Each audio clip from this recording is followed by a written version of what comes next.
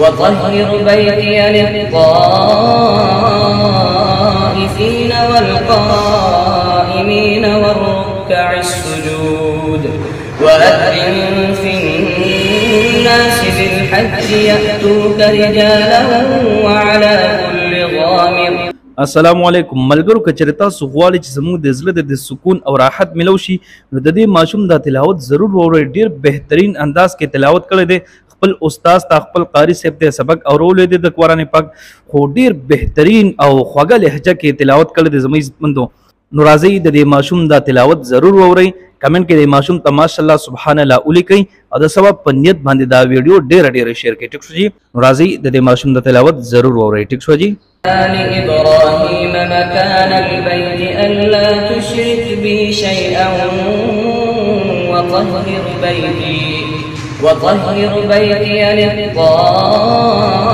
للطائفين والقائمين والركع السجود وأذن في الناس بالحج يأتوك رجالا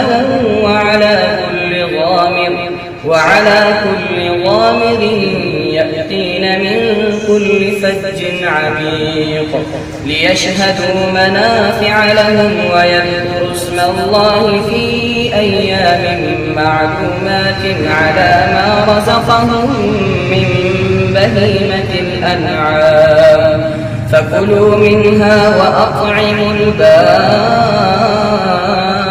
الفقير ثم ليقضوا تفثهم وليوفوا نذورهم وليطوفوا بالبيت العتيق ذلك ومن يعظم حرمات الله فهو خير له عند ربه وأحلت لكم الأنعام إلا ما يتلى عليكم فاجتنبوا الرجس من الأوثان واجتنبوا قول الزور حنفاء لله غير مشركين به ومن يشرك بالله فكأنما خر من السماء فتخطفه الطير أو تهوي به الريح في مكان سحيق ذلك ومن يعظم شعائر